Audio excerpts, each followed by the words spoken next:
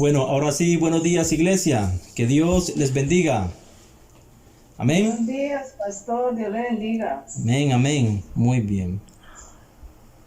Le damos inicio ahora sí, iglesia. Bueno, rápidamente.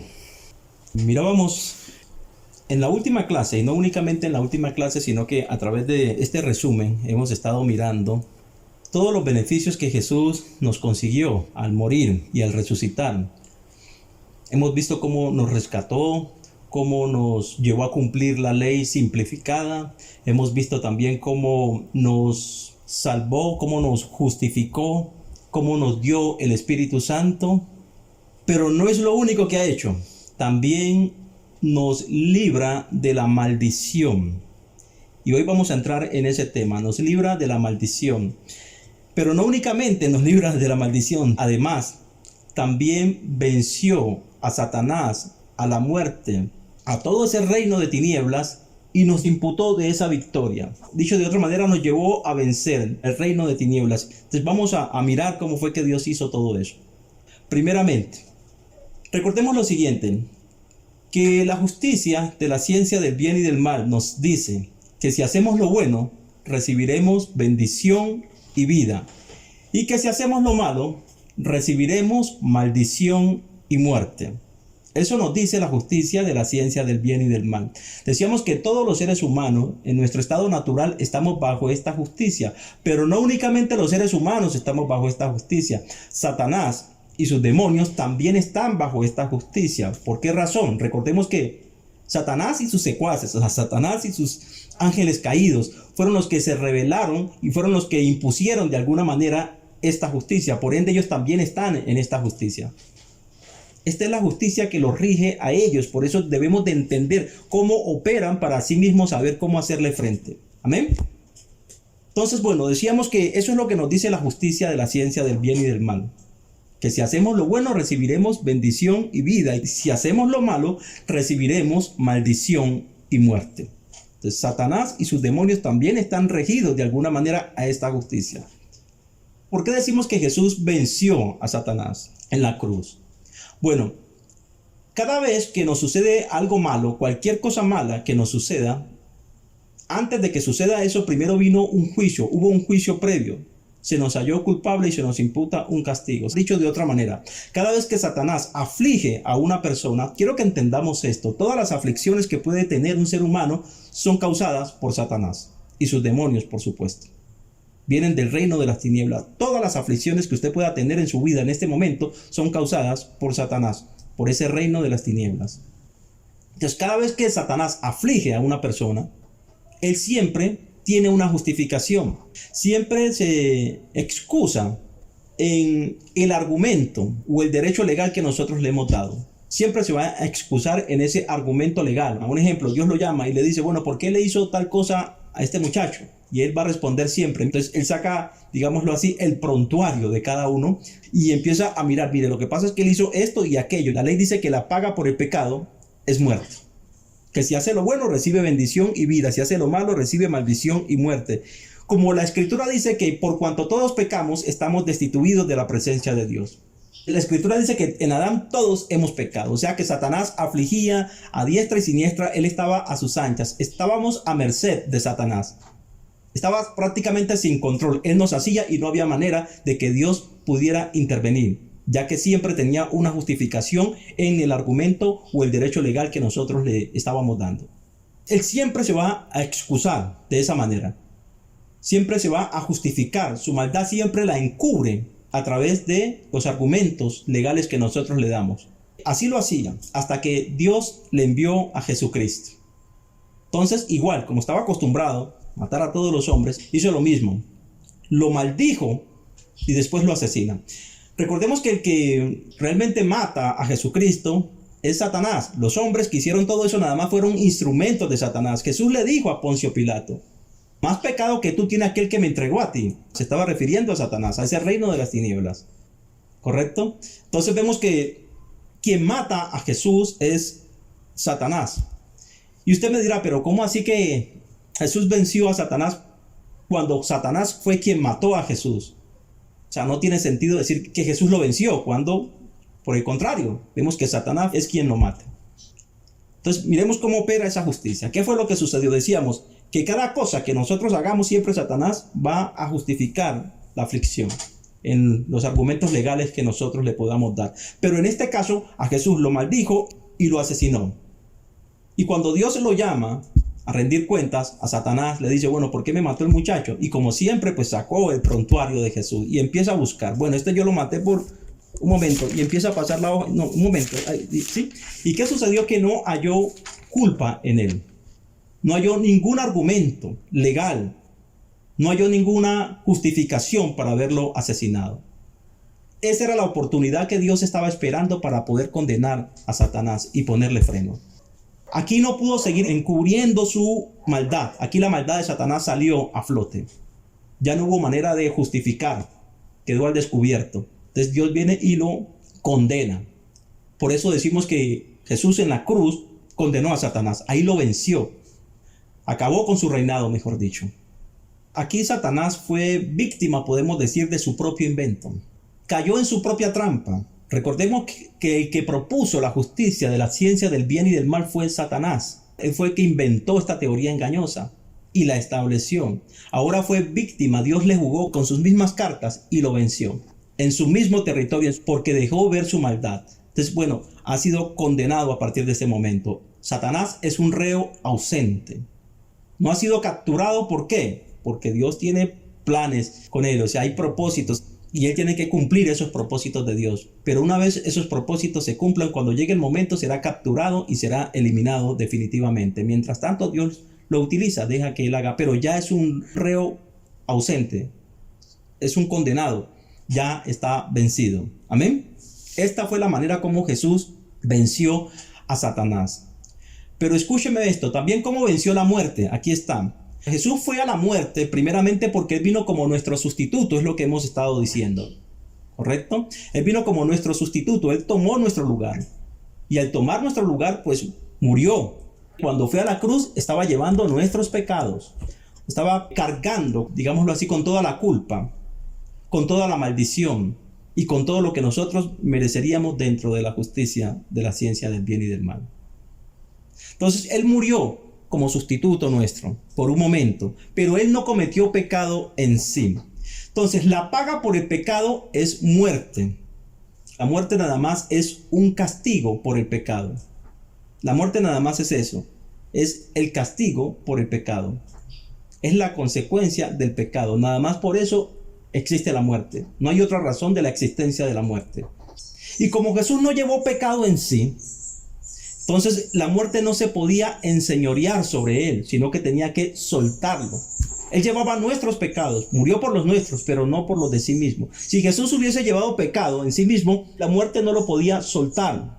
Era un cautivo de la muerte. Pero aquí, en este caso, por el contrario, vemos que él no llevaba pecado. Al no llevar pecado, la muerte tenía que soltarlo. Aquí estamos hablando de puros argumentos legales. Así funciona el mundo espiritual.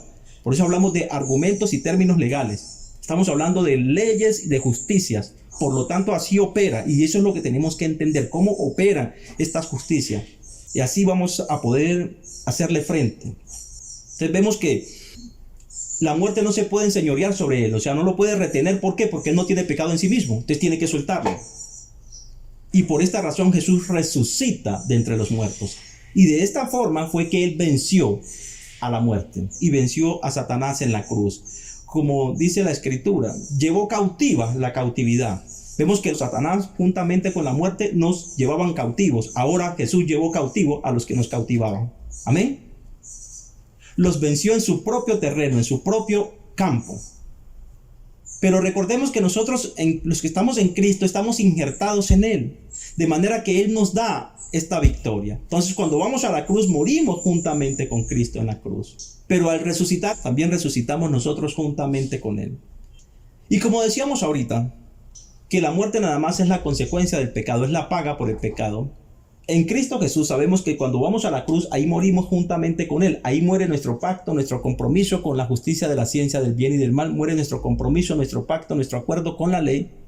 Morimos al pecado. A partir de ese momento ya no tenemos más pecados. Sabemos que eso fue lo que Jesús hizo. Como estamos injertados en Él, al no tener pecados, En caso de que la muerte llegue a sorprendernos, ¿qué es lo que pasa? No podría retenernos, tiene que soltarnos nuevamente. Por eso Dios nos promete la resurrección de entre los muertos.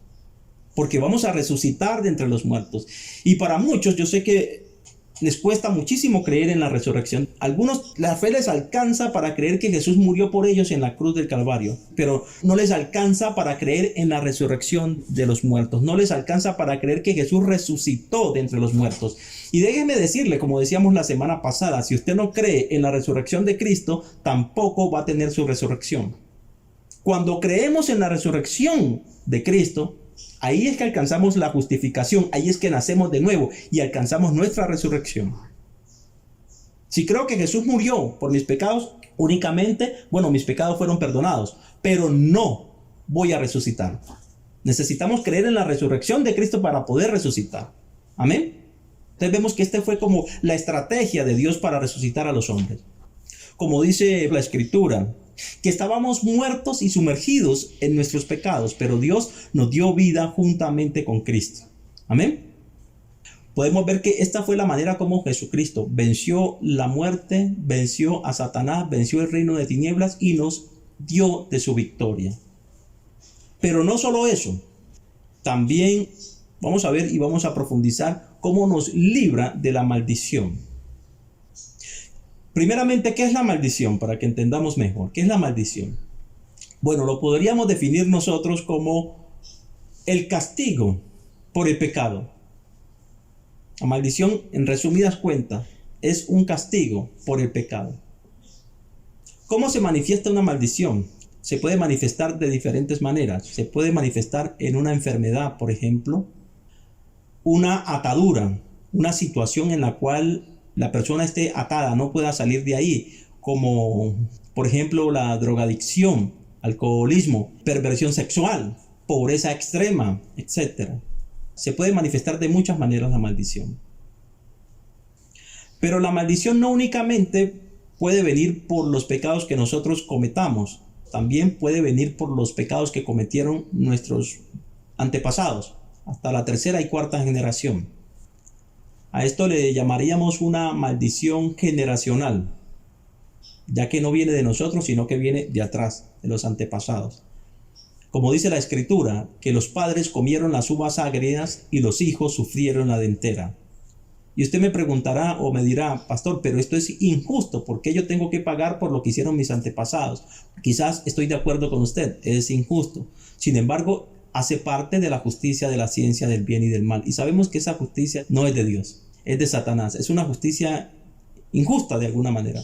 Esa es la razón por la cual los hijos pueden cargar con los pecados de los padres.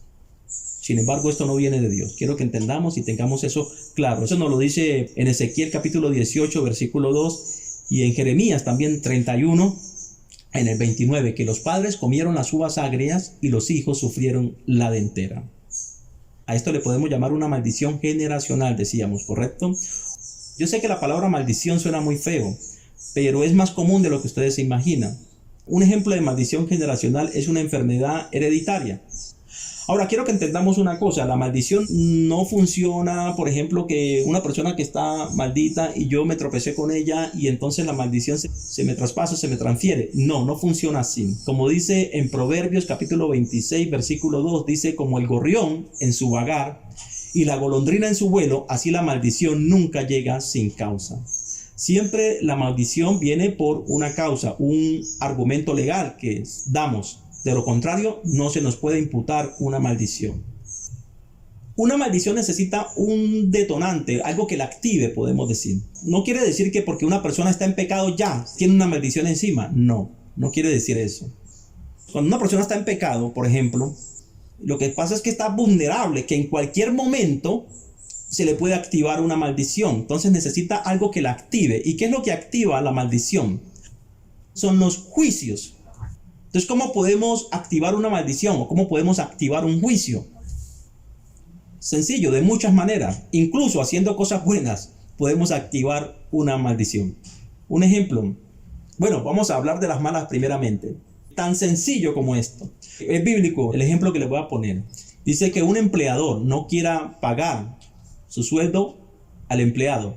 Y suponga que el empleado llegue a casa y diga, Señor, mira que el jefe no me pagó y yo tengo compromiso, yo tengo que mercar, yo tengo que pagar renta, yo tengo que pagar servicios, tengo que pagar colegiatura de los muchachos. Bueno, tengo ciertas deudas, compromisos y no va a poder cumplir con ellos. Y con que clame de esta manera, podría activarle una maldición a su empleador. Este ejemplo es bíblico.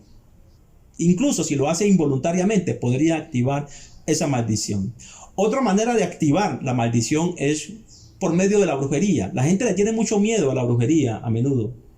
¡Oh, qué miedo que me hagan una brujería! No, la brujería no es otra cosa que lo mismo, es activar juicios, activar una maldición, ¿correcto? La otra manera de activar una maldición es por medio de cuando una persona maldice a otra con mucha rabia, con sus entrañas, con lo de adentro, con el corazón, y le desea algo malo, pero muy de adentro. Entonces sí, también puede activar esos juicios. Pero hay unas maneras muy sencillas de activar una maldición. Yo les decía que hay cosas buenas que pueden activar una maldición. Algo tan sencillo como el matrimonio, por ejemplo. Y usted me dirá, pero ¿cómo que el matrimonio va a activar un juicio? Sí, claro. Claro que sí. ¿Por qué? Porque el matrimonio por la iglesia, cuando la persona se casa, es con el fin de que Dios bendiga. Entonces hay un juicio supuestamente para bendición. Pero si hay irregularidades en la unión conyugal, hay cosas ocultas, hay secretos, cosas que están ahí tapadas, ¿qué pasa? Que todo eso va a salir a la luz, como dice la Escritura, que Dios saca a la luz lo que ocultan las tinieblas.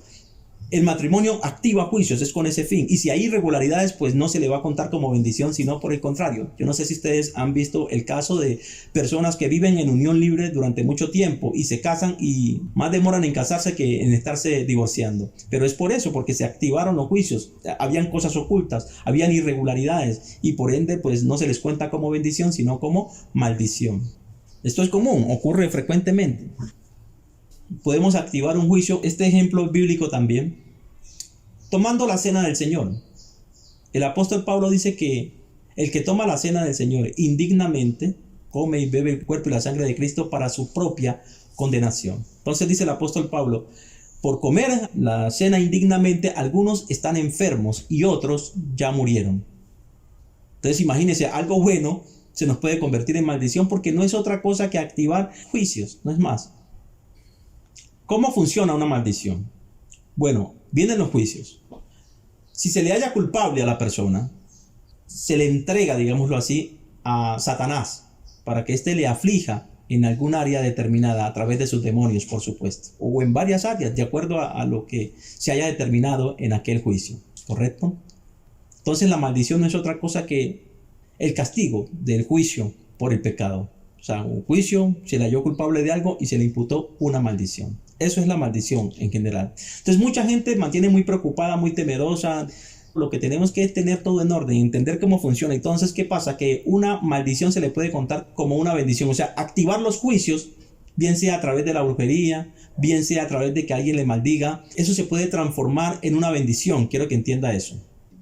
La maldición y la bendición funcionan de la misma manera. Por ejemplo, Jesús, cuando comisiona a sus discípulos, dice, bueno, anuncien el mensaje del evangelio. Y cuando lleguen en una casa, digan, la paz sea con esta casa.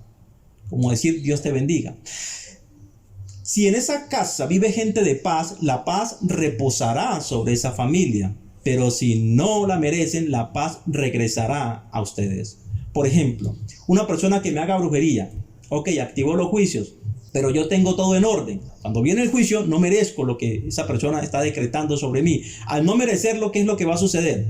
Según lo que acabo de decir, esa maldición o ese juicio, eso que ella lanzó sobre mí, se le devuelve a la persona. Y bueno, esta sí la van a hallar culpable automáticamente. Así funciona, así opera. Yo les voy a poner un ejemplo. Cuando David, el rey David, estaba huyendo de su hijo Absalón porque lo estaba persiguiendo para asesinarlo, porque se quería quedar con su reino, vemos que en la huida le sale un familiar de Saúl y empieza este familiar de Saúl a maldecirlo. Y el comandante del ejército de David le dice, Señor, ¿cómo permites que este perro te insulte? Dame la orden y yo lo atravieso con la espada. David le dijo, no, déjalo, que quizás Dios lo mandó, porque esas maldiciones quizás se me cuenten como bendición. Porque eso es lo que sucede. Eso es lo que sucede. Entonces no debemos de tenerle tanto temor a la brujería o cosas de esas. Lo que debemos entender de cómo funciona para hacerle frente a todo eso sin problemas y que todo se nos convierta en bendición. Todas las cosas negativas las podemos transformar en bendición, pero también por no saber las cosas positivas como participar de la cena del Señor, como el matrimonio y una bendición que decretemos sobre alguien también o que decreten sobre nosotros también se nos puede contar como maldición. Ojo. Entonces por eso tenemos que entender, debemos entender cómo opera todo este mundo espiritual y así vamos a saber cómo hacerle frente y cómo estar seguros. Amén. Muy bien. Decíamos, ¿cómo opera la maldición? Bueno, opera de la siguiente manera. Una vez se le hacen los juicios, se le halla culpable, entonces se le entrega a esta persona, a Satanás, para que lo aflija en un área determinada o en varias áreas según lo que hayan decretado en lo espiritual. ¿Correcto? Satanás lo va a hacer a través de sus demonios. Entonces los demonios lo van a afligir a la persona en cierta área determinada, bien sea en una enfermedad, bueno, de muchas maneras como se manifiesta la maldición. Bueno, podemos decir que es la manera como opera una maldición. En resumidas cuentas, así opera. No voy a profundizar mucho porque esto nada más es un resumen. Ya realmente nosotros lo habíamos profundizado durante el estudio. Nada más es para que lo tengan presente. Esas enfermedades y cosas de esas son demonios que están operando allí. Pero la Escritura dice que Jesús nos redimió de la maldición. Hecho por nosotros maldición, porque escrito está, maldito todo aquel que está colgado en el madero. Desde el Antiguo Testamento, en las Escrituras, Dios había decretado que todos los que fueran al madero estaban bajo maldición. Todos los que fueran crucificados. Hablemos un poco acerca de la crucifixión. O la ley de Moisés había decretado, maldito aquel que esté colgado en el madero. O sea que todos aquellos que iban al madero estaban malditos. Y por eso el apóstol Pablo dice en Gálatas capítulo 3 versículo 13 que Cristo nos redimió de la maldición de la ley, hecho por nosotros maldición, porque escrito está, maldito todo aquel que está colgado en el madero. O sea que cuando Jesús fue a la cruz, ahí se hizo maldición, con el fin de redimirnos a nosotros de la maldición. Quiero que entendamos esto. Si Jesús no va a la cruz, no puede rescatarnos de la maldición. Era necesario que Jesús fuera a la cruz para podernos rescatar de la maldición.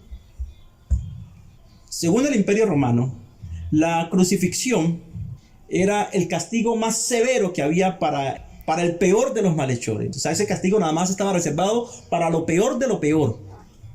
Tanto así que el Imperio Romano, los romanos no crucificaban a sus ciudadanos porque era considerado una práctica demasiado deshonrosa, demasiado humillante, demasiado despreciable y dolorosa como para crucificar o para condenar a la cruz a un ciudadano romano. Entonces ellos nada más crucificaban a los extranjeros y no a cualquier extranjero, sino a la escoria de la escoria, lo peor de lo peor. No era cualquiera que iba a la cruz, a las personas que merecían la máxima pena por el pecado.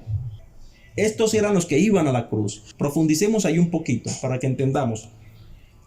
No únicamente fue doloroso, sino también deshonroso. Era una vergüenza. Mire, primeramente los desnudaban. Imagínese usted completamente desnudo, expuesto al escarnio público. Por supuesto, la gran mayoría del pueblo se burlaba de los crucificados. Les estiraban las manos de tal manera que los encalambraban con el fin de que no pudieran respirar. Y cuando ya tenían la mano bien estirada, entonces le metían un clavo en la muñeca. Así las manos quedaban supremamente estiradas. Y esto les impide tomar oxígeno. Ahora, también los clavaban de los pies. Al clavarlos de los pies y colgarlo en el madero, ¿qué es lo que sucede? Que para poder respirar, tienen que impulsarse hacia arriba. Tienen que apoyar el peso del cuerpo sobre los clavos que están en los pies. Miren, yo tengo estos clavos atravesados aquí.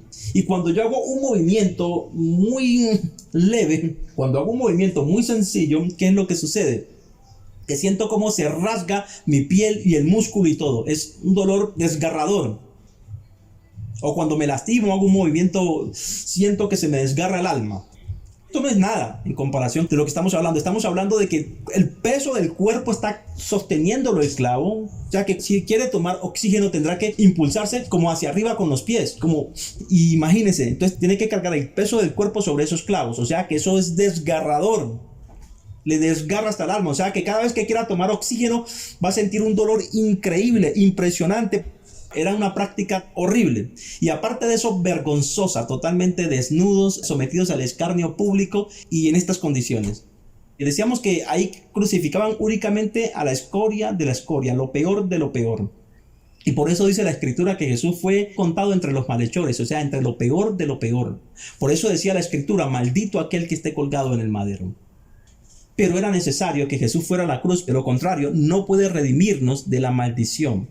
Hemos visto que con cada cosa que Jesús hizo, cuando fue a la cruz, cada cosa que él padeció, de alguna manera nos estaba consiguiendo algún beneficio. Y en este caso, al ir a la cruz nos estaba consiguiendo la remisión de la maldición.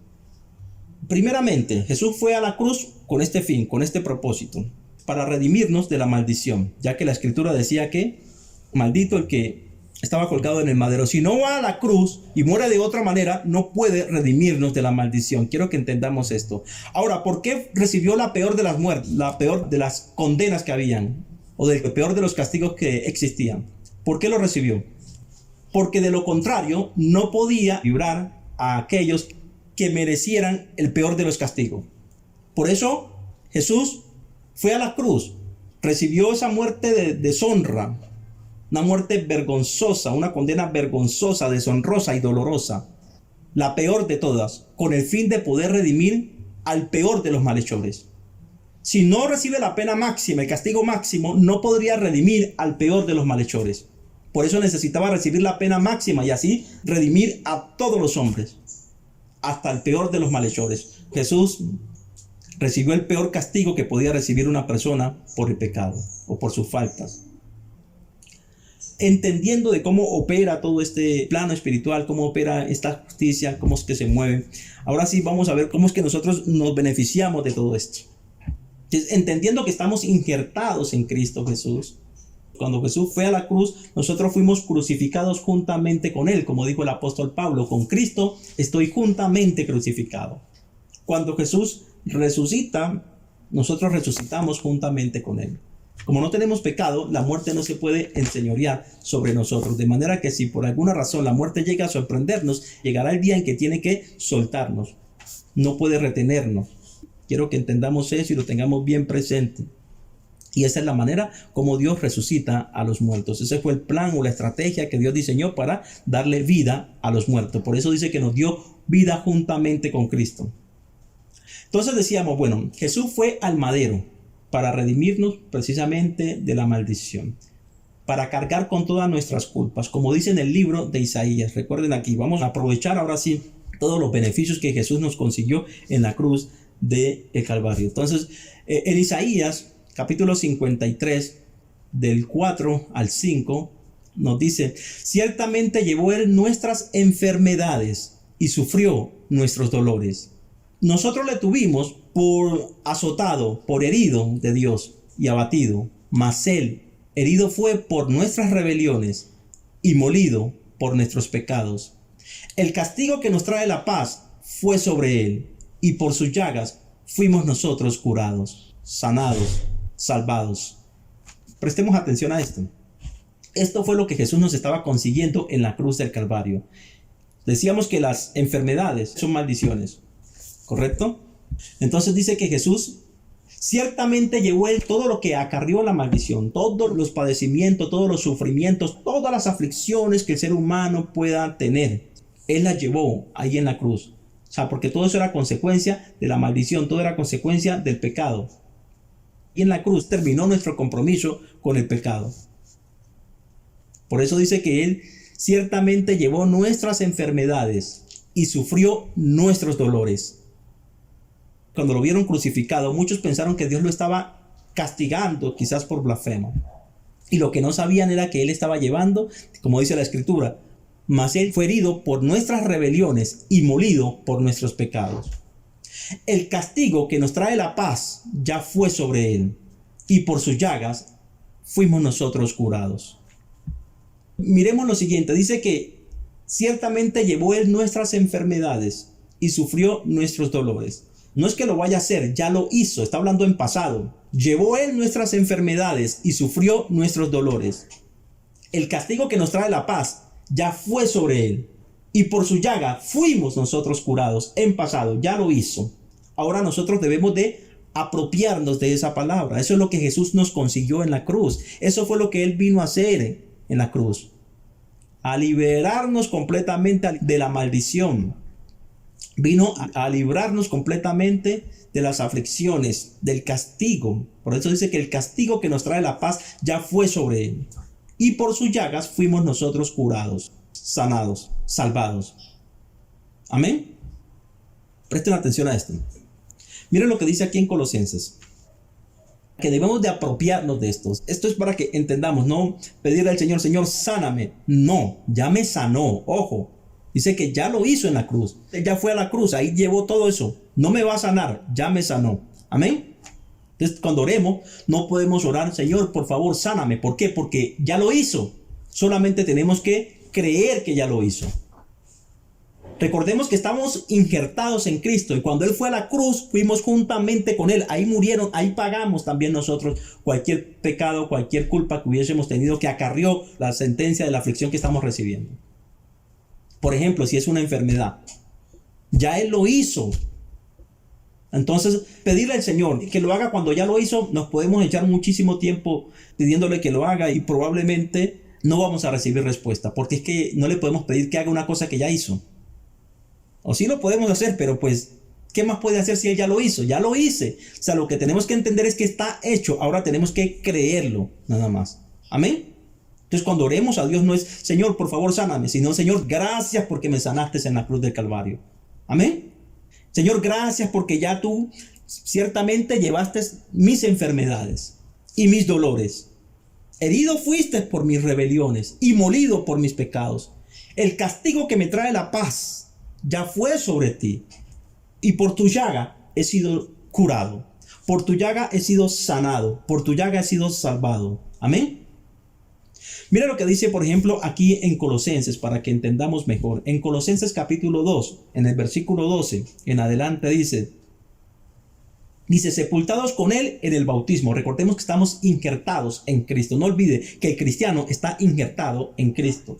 Si no entendemos esto, pues no nos va a aprovechar de nada. Tenemos que entender eso, que estamos injertados en Cristo. Ya mirábamos cómo nos dio victoria sobre Satanás, sobre la muerte, por estar injertados en Él. Ahora miramos nuevamente, por estar injertados en Él, cómo podemos aprovechar estos beneficios. Entonces, presten atención a esto. En Colosenses capítulo 2, versículo 12 dice, sepultados juntamente con Él en el bautismo, en el cual fuisteis también resucitados con Él, mediante el poder de Dios que le resucitó entre los muertos. Y vosotros, estando muertos en pecado y en la incircuncisión de vuestra carne, os dio vida juntamente con Él, perdonando los pecados y anulando el acta de decretos que había contra nosotros, que nos eran contrarias, quitándola de medio y clavándolas en la cruz.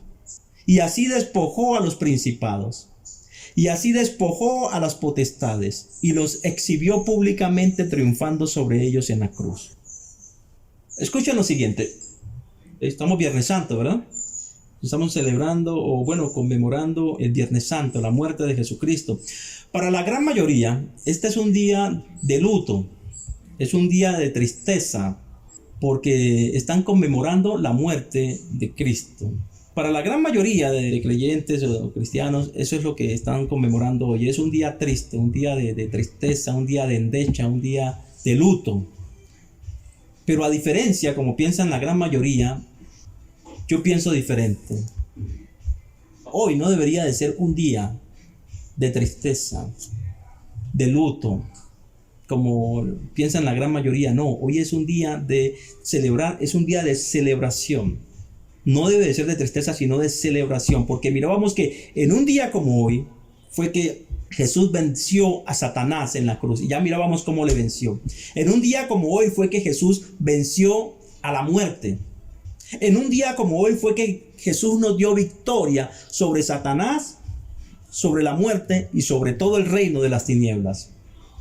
En un día como hoy fue que Jesús nos libró de la maldición, de las enfermedades y de las aflicciones que pudiéramos tener. Entonces no debería de ser un día de luto, no debería de ser un día de tristeza, Por el contrario, debería de ser un día de gozo, de alegría. Porque en este día fue que Jesús nos libertó de las garras de Satanás. En este día fue que Jesús nos libró de la maldición. En este día fue que nos dio la victoria sobre el reino de las tinieblas. Este día fue el día que nos consiguió todas esas bendiciones, el día más importante. Entonces, no entiendo por qué la gran mayoría ven este día como un día de tristeza, como un día de luto. Por el contrario, debería de ser un día de un motivo de alegría, de celebración, de fiesta, pero de fiesta no de tristeza, porque hoy se celebra como una endecha. Yo me acuerdo cuando estaba pequeño, nos decían que no podíamos hacer bulla el Viernes Santo, que no podíamos saltar, que no podíamos jugar, que era un día de luto. Y no, realmente es un día de celebración, porque este es el día de nuestra victoria. Este fue el día en que Jesús nos dio victoria sobre el reino de las tinieblas, sobre todos los males que pudiéramos tener. Amén. Entonces volvamos aquí ahora sí a Colosenses capítulo 2, versículo 12 en adelante. Dice: sepultados con él en el bautismo, en el cual fuisteis también resucitados con él, mediante la fe en el poder de Dios que le resucitó entre los muertos. Y a vosotros, estando muertos en pecados y en la incircuncisión de vuestra carne, os dio vida juntamente con él, perdonando los pecados y anulando el acta de decretos que había contra nosotros, que nos eran contrarias, quitándola de en medio y clavándola en la cruz.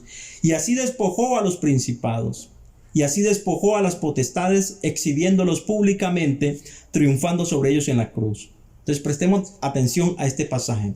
Primeramente, dice que estamos injertados en Cristo, ¿correcto? Por estar injertados en él, dice que nuestros pecados quedaron perdonados. Y al perdonar nuestros pecados, queda anulada el acta de los decretos que había contra nosotros, que nos eran contrarios.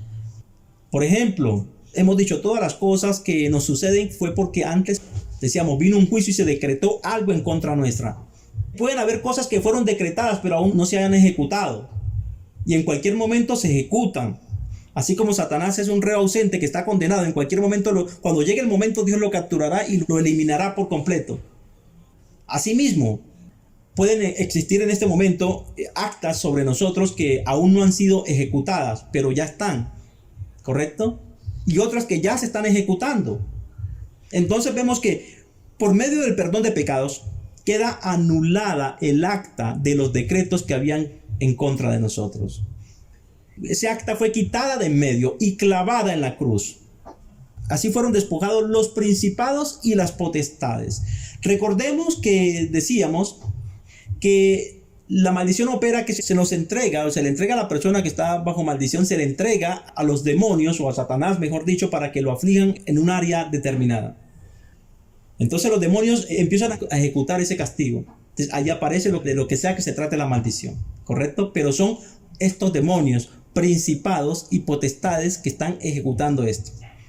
Pero aquí me está diciendo que una vez recibo perdón de pecados, queda anulada el acta de los decretos que había contra nosotros, que nos eran contrarios. Y fue quitada de en medio y clavada en la cruz. Y así fueron despojados los principados. Y así fueron despojadas las potestades. ¿Qué quiere decir esto? A los principados y a las potestades, estos demonios que estaban ejecutando este castigo, cuando dice que fueron despojados, se refiere a que se les quitó el argumento por el cual me estaban afligiendo. Me estaban afligiendo porque se me decretó que era un pecador, que era culpable.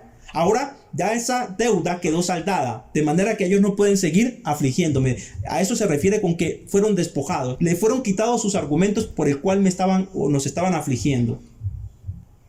Entonces en ese momento se les quita el argumento, ya no pueden seguir afligiéndonos más. O sea, tienen que soltarnos, tienen que parar. Por ejemplo, si usted está condenado a 5 años, un ejemplo, pero ya usted de alguna manera pagó. Una vez que usted paga la sentencia que se le dio, ya automáticamente tiene que retirársele el castigo. ¿Entienden eso? Por eso dice que fueron despojados los principados y las potestades, aquellas que nos estaban afligiendo. Entonces ya tienen que soltarnos. Si no lo hicieran, ¿qué es lo que sucede? Si ellos no lo hacen, ellos estarían quebrantando la justicia. Estarían quebrantando la ley. Y recordemos que tanto Satanás como los demonios están sujetos también a esta justicia de la ciencia del bien y del mal. Entonces, si no lo hacen, ellos estarían quebrantando esta justicia. Y en el momento en que ellos comiencen a quebrantar esa justicia, Dios interviene. Los ángeles de Dios intervienen. Dios envía a sus ángeles y Dios mismo va a intervenir en esa situación. Ahí mismo los van a detener, para que usted entienda. ¿Correcto? Por eso necesitamos saber, entender cómo opera el mundo espiritual para sí mismo, prepararle, digámoslo así, el camino a Dios para que nos pueda ayudar, porque a veces Dios nos quiere ayudar, pero nuestro camino está totalmente bloqueado. Por eso Él diseñó toda esta estrategia para poder ayudarnos, para poder librarnos. Entonces, escúcheme bien, una vez que ya usted entiende, una vez usted recibió el perdón de pecados, ahí murió la deuda con el pecado y por ende el acta de decretos que había es anulada inmediatamente. Y si ya estaba ejecutada, estaban ejecutando, por ejemplo, ese castigo, los demonios que estaban ejecutando, los principados y potestades que estaban ejecutando esto, ya tienen que cesar. Oh, madre, ya no puedo seguir castigando porque ya esta persona cumplió. Y si sigue castigando, ¿qué es lo que pasa? Dios va a intervenir inmediatamente. Amén. Y les va a poner freno. Un momento, ya esa persona fue perdonada, ¿ok? Ya no puede seguir la aflicción. Ahí se acaba. Y si lo siguen haciendo, entonces ellos son llevados cautivos. Tanto ese principado y esa potestad que nos está afligiendo va a ser llevado cautivo. Por eso es que dice la Escritura que Jesús llevó cautiva la cautividad. Legalmente, recordemos que aquí estamos hablando de términos legales. Todo de términos legales. Por eso debemos entender claramente cómo opera todo este mundo espiritual. O sea que en este momento, si ellos lo hacen, ellos quedan reos de culpa automáticamente. Si ellos siguen afligiendo, quedan reos de culpa. Inmediatamente los ángeles los van a detener. En un momento le ponen freno, Dios interviene y hasta ahí nada más, ¿ok? Yo quiero que entendamos lo siguiente. Satanás no nos puede tocar a menos de que tenga un argumento legal. Quiero que entendamos eso. Satanás no nos puede tocar a menos de que tenga un argumento legal. Si tenía un argumento legal para afligirnos, estoy recibiendo una aflicción en mi carne en este momento, pero en el momento en que ese argumento le es quitado, como dice, fueron despojados los principados y las potestades, ya no podría seguir afligiéndonos. Tiene que soltarnos legalmente, porque de lo contrario estarían ellos quebrantando su propio mandamiento. Amén. Estarían ellos quebrantando su propia justicia. Muy bien. Entonces, lo vamos a dejar allí. Y quiero que meditemos sobre todo lo que hemos hablado. Vamos a hacer la conclusión para que nos quede más firme todo esto. Vamos a hacer la conclusión rápidamente, como siempre la hacemos, a través del cuestionario. Vamos con la primera pregunta. ¿Qué es lo que nos dice la justicia de la ciencia del bien y del mal? Que si hago lo bueno, recibo ¿qué? Y si hago lo malo, recibo ¿qué? Rápidamente. ¿Alguien me puede contestar eso? Bien por bien, mal por mal. Si hago lo bueno, recibo bendición, y si hago lo malo, maldición.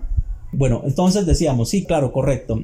Si hago lo bueno, recibo bendición y vida. Si hago lo malo, recibo maldición y muerte. Eso es lo que nos dice la justicia de la ciencia del bien y del mal. Muy bien. Muy bien. Otra pregunta, rápidamente. Pregunta es lo que hay, así que no se preocupen por eso. ¿Esta justicia de la ciencia del bien y del mal aplica únicamente para los hombres y no para Satanás y sus demonios? ¿O también es para Satanás y sus demonios? Pues es que entiendo que la ley es la ley del mundo, la ley de que rige por él, la de Satanás, no es la ley de Dios.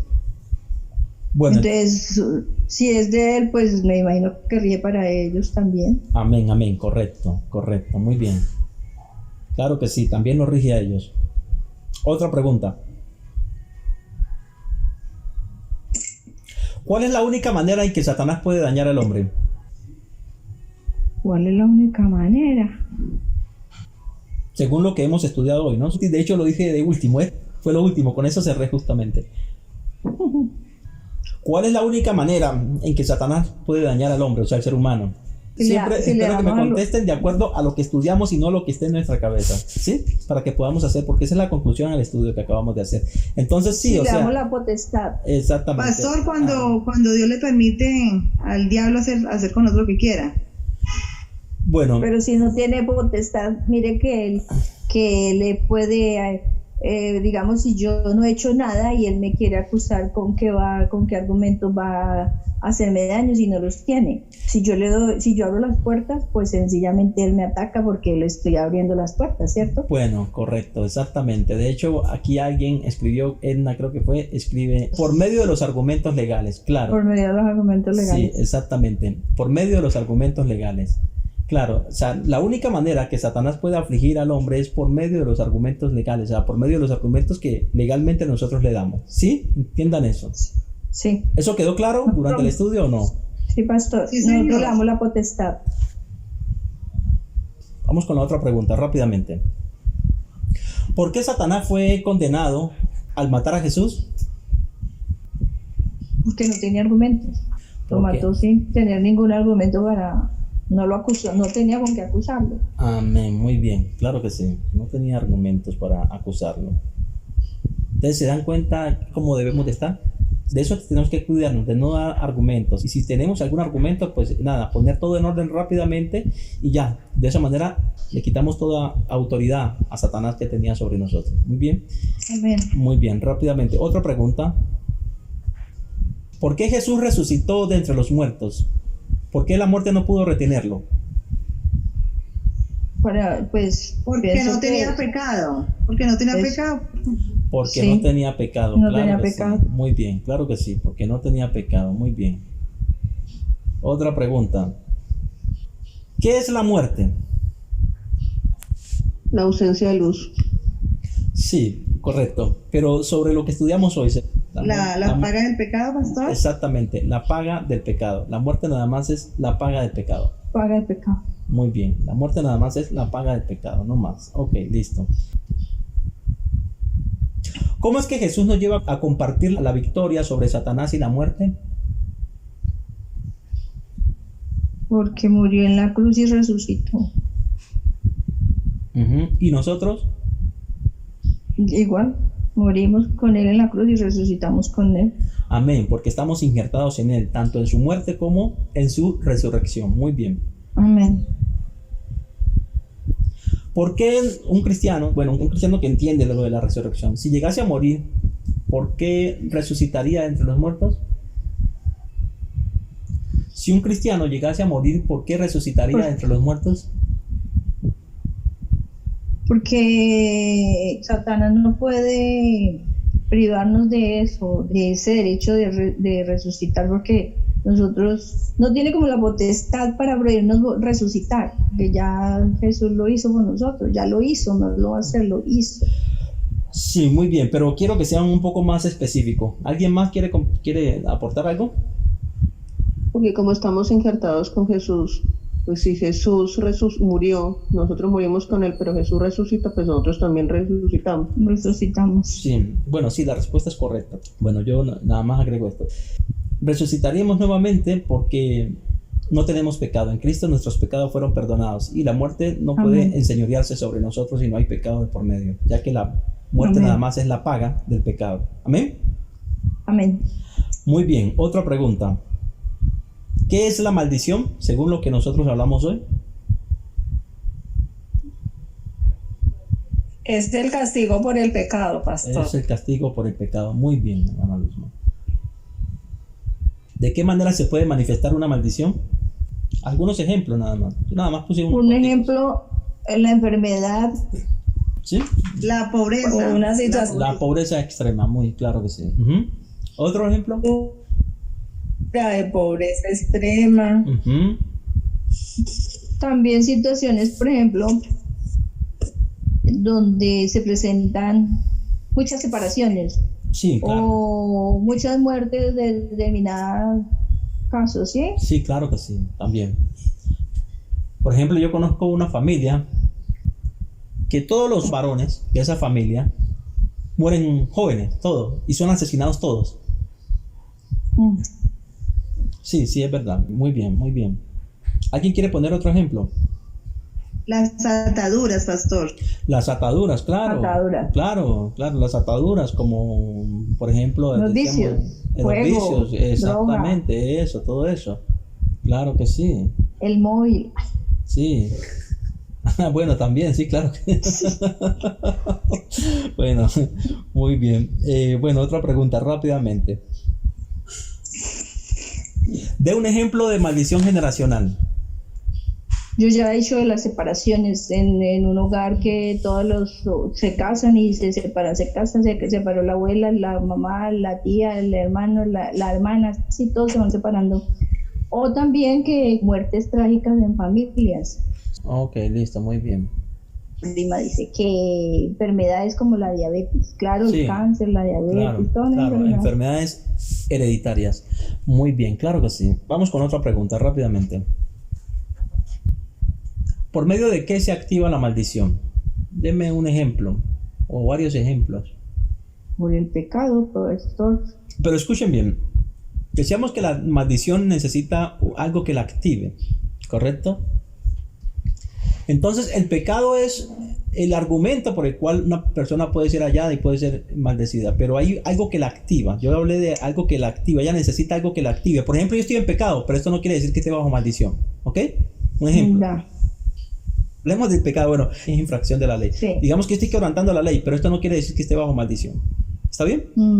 Ya estoy dando el argumento legal para que se me active. Sin embargo, no necesariamente tiene que activarse por estar quebrantando la ley, ¿sí? Sino que necesito algo que me la va a activar. Sí. Muy bien, entonces, según lo que yo dije hoy, yo mencioné varias cosas que pueden activar una maldición. Ah, que la brujería.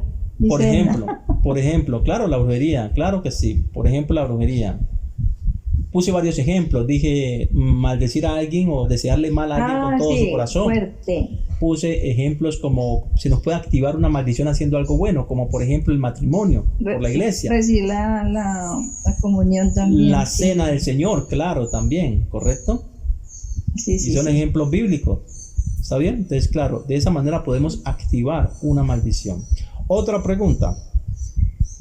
¿Cómo se ejecuta una maldición en plano espiritual? ¿Cómo se ejecuta?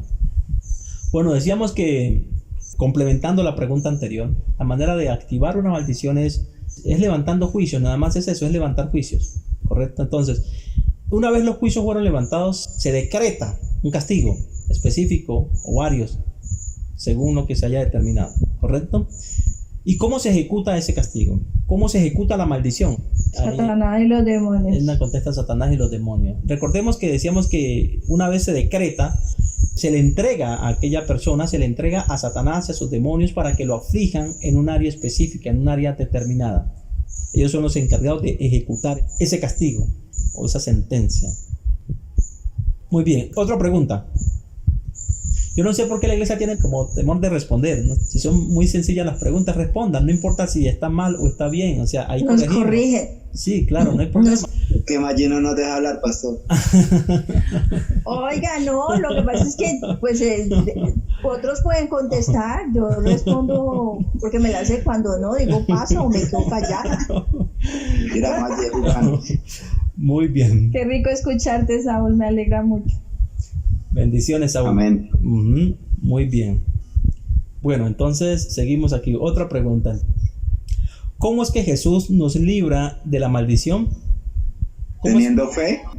A través de su muerte. Sí, teniendo fe, claro que sí, teniendo fe. Ajá. Y nos liberó. Bueno, teniendo fe, claro que sí. Magdalena, ¿qué decía? Perdón que no alcancé a escucharle. Que llevó nuestros pecados a la cruz. Y obviamente por fe en Cristo Jesús y por su obra redentora pues somos salvos. Muy bien, muy bien, correcto, muy bien. Es eso, nada más, es eso. Nos libra de la maldición porque fue al madero. Era necesario ir al madero, recordemos, no olvidemos eso. De lo contrario no puede redimirnos de la maldición, ya que la ley decía que maldito el que esté colgado en el madero. O sea, claro, cuando fue a la cruz, por supuesto. Ahí nos redimió de la maldición. Lo que ustedes dicen está bien. No podía tener otro tipo de muerte, para que me entiendan. Si tiene otro tipo de muerte, nos habría conseguido otros beneficios, pero no podría librarnos de la maldición. ¿Sí comprenden? Amén. Muy bien. Describan más o menos, según lo que explicábamos hoy, cómo es la crucifixión, cómo es la muerte de cruz. Uy, no, terrible, pastor. Estiraron los brazos hasta donde ya no daban más y luego le y luego no podía ni respirar, y para poder respirar tenía que impulsarse, y bueno, el desgarramiento de todo, de músculos, no sé, todo, bueno, sí, claro, desastre, terrible, peor que tener un hijo. Sí, increíble, sí, así es. Muy bien, algo más que decíamos, es una muerte muy dolorosa, de mucho sufrimiento, muy angustiante. Y también muy, sí. No solamente el dolor, la deshonra. La Dice deshonra, la prima. sí, como dice, así, la deshonra, correcto, muy bien. Deshonrosa, una muerte muy deshonrosa, demasiado. Imagínese totalmente desnudo, porque realmente los desnudaban, sometido al escarnio público, desnudos completamente para avergonzarlos más todavía, ¿sí?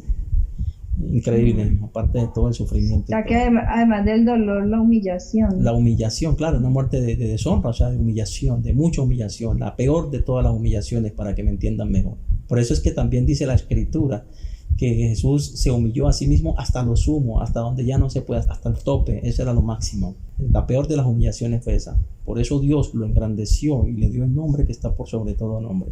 Muy bien. Bueno, continuemos. Otra pregunta. ¿Por qué Jesús tuvo que padecer la peor de las muertes? ¿Con qué fin? Para quitarle la potestad al enemigo, para que eran tantos los pecados del hombre que tenía que sacrificarse de esa manera para podernos limpiar de pecado. Sí, muy bien.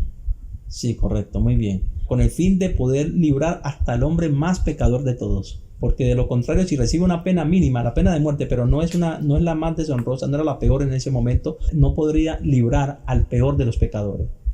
De esta manera sí tiene la potestad de librar al peor de los pecadores, porque llevó la pena máxima que existía en ese momento. Otra pregunta. En Isaías 53, del 4 al 6, ¿qué fue lo que Jesús llevó? ¿Con qué cosas nuestras él cargó? Que cargó con nuestros pecados.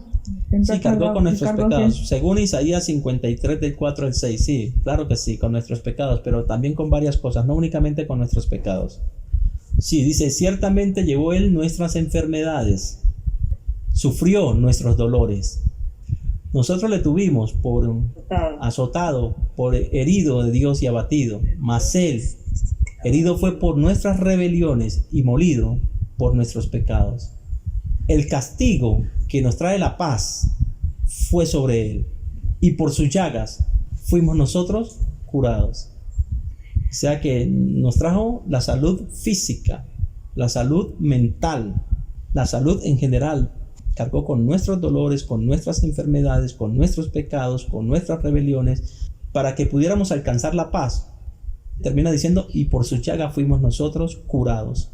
La palabra curados aquí también traduce salvados. Salvados hace referencia a toda la salvación en general, y también sanados hace referencia también a lo físico y emocional. Amén. O sea que prácticamente ahí llevó todo lo que aflige al hombre. Muy bien. ¿Cómo es que Jesús anuló el acta de decretos que había contra nosotros? ¿Por medio de qué él anuló el acta de decretos que había contra nosotros? Por la muerte en el madero, si él era libre de pecado, no tenía pecado. Por el pecado. Al librarnos de pecado, automáticamente le está quitando el derecho a Satanás. Exactamente, los argumentos legales. El argumento. Muy bien.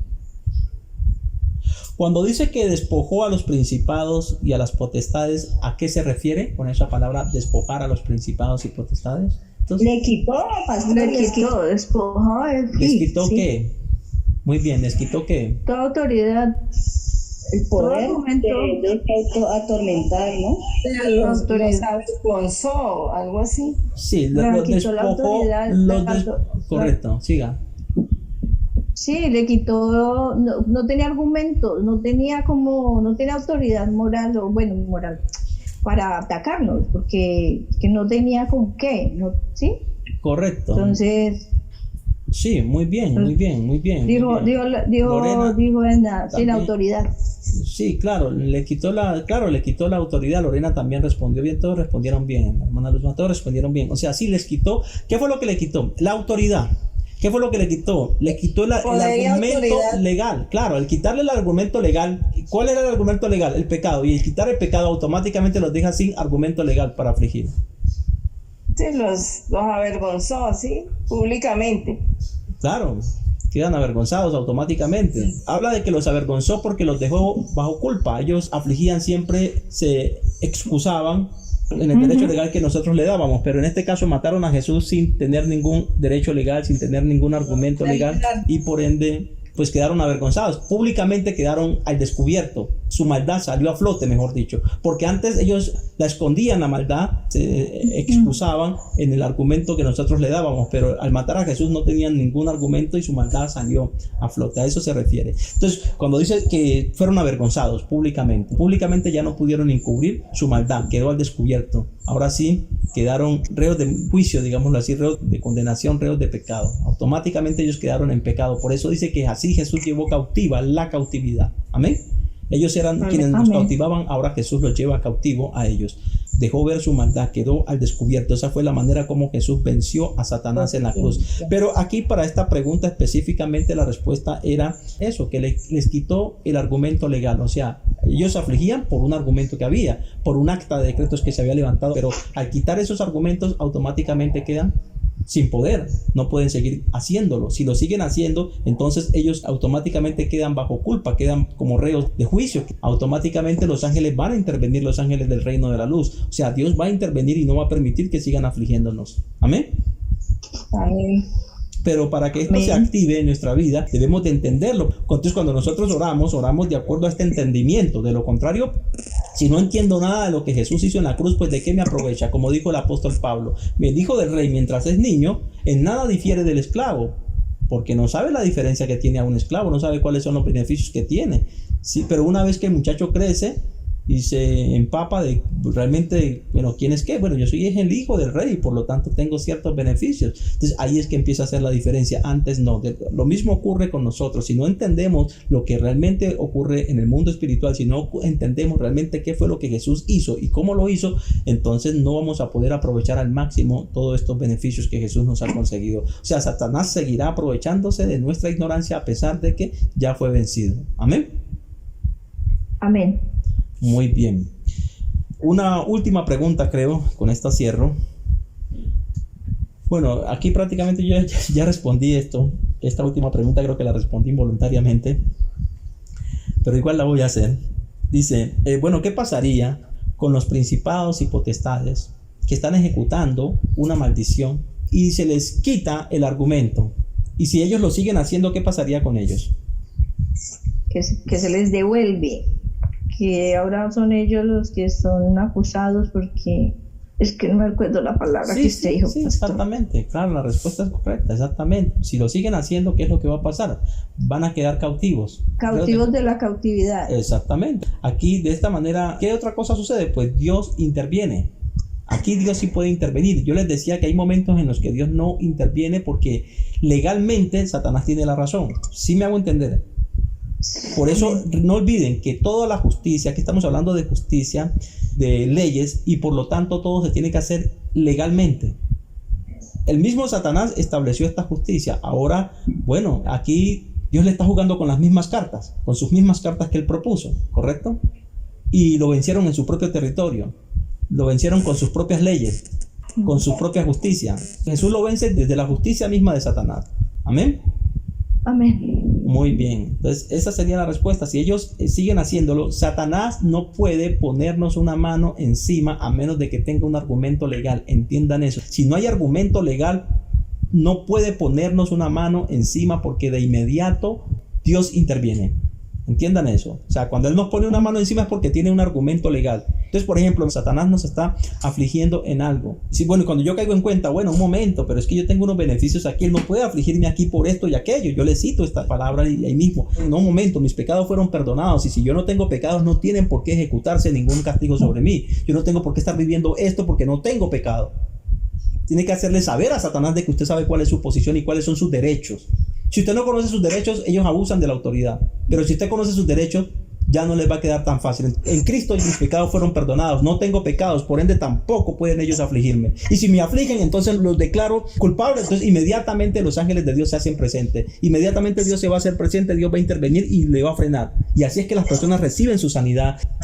O sea, así es que nos lleva a su liberación. La liberación está, pero si no sabemos cómo echarle mano, ¿de qué nos sirve? Esta fue la manera como Dios lo estableció, esta fue la manera como opera el mundo espiritual y esta es la manera como alcanzamos nuestras bendiciones y cómo nos apropiamos de toda esta bendición que Jesús nos consiguió. Jesús nos consiguió una cantidad de bendiciones, miramos, sin embargo, lo que aprovechamos de todo esto que Jesús nos consiguió es muy poco. ¿Y por qué no lo aprovechamos? Primeramente, por desconocimiento. Desconocimiento. Y segundo, porque debemos de fortalecernos en esto, que son los argumentos que tenemos para hacerle frente a todas esas cosas. Entonces, Jesucristo es la victoria sobre todas las cosas. Dice, por ejemplo, en Primera de Juan, en el capítulo 5, dice: y la victoria que el mundo ha sido vencido es nuestra fe. ¿Quién es el que vence al mundo sino el que cree que Jesús es el Hijo de Dios? Jesús dijo en otra parte: en el mundo tendréis aflicciones, pero ánimo, anímense, yo ya vencí el mundo. Jesús es nuestra victoria, quiero que entendamos. Pero decimos Jesús es nuestra victoria, pero aquí estamos viendo por qué razón es nuestra victoria. Lo que acabamos de ver, estos son los argumentos, esta es la manera, la explicación del por qué Jesús es nuestra victoria sobre cualquier situación que nosotros tengamos. Entonces, a veces decimos Jesús es nuestra victoria, pero no entendemos el por qué. Y por no entender el por qué, a veces no podemos ejercer mucha fe sobre eso. Pero ya entendiendo el por qué, nuestra fe va a incrementarse. Y por ende voy a recibir y alcanzar las bendiciones. Entonces decíamos, hoy Viernes Santo no debe de ser un motivo de tristeza ni de endecha. Por el contrario, debe de ser un motivo de alegría. Porque un día como hoy estamos celebrando la victoria que tenemos en Jesús sobre todas las cosas. Sobre Satanás, sobre la muerte y sobre el reino de las tinieblas. Y sobre la maldición y sobre todas las cosas. Amén. Es un día para celebrar, pienso yo, no para... no, de reflexión, sí, claro, debe de ser un día de reflexionar para que podamos aprovechar todos estos beneficios que Jesús nos consiguió en la cruz del Calvario. Meditar en lo que hemos estudiado hoy, meditar en lo que estudiamos hoy. Es bueno que mediten en lo que estudiamos hoy.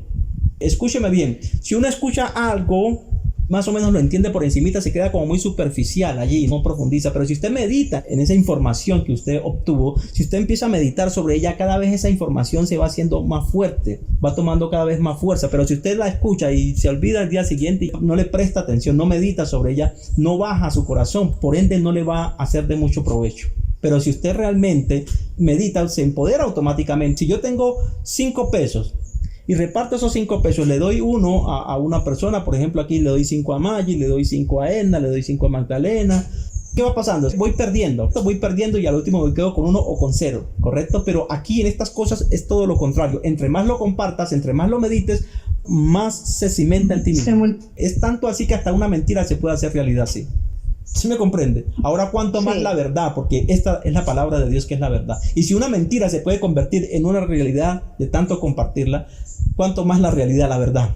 Es bueno que usted comente con otras personas, que a usted le parezca un tema interesante. Es bueno que usted lo comparta con alguien, que usted lo comparta con las personas que más pueda. Entre más lo comparta, más se cimenta usted mismo en eso. Amén. Pero si usted recibe una palabra, le entró por aquí, pero si no hizo nada con ella, le sale por acá, eso téngalo por seguro, que después ni se acuerda. Bueno, vamos a orar. ¿Alguien tiene algo que comentar? ¿Alguien tiene alguna pregunta? Bueno, vamos a orar, iglesia.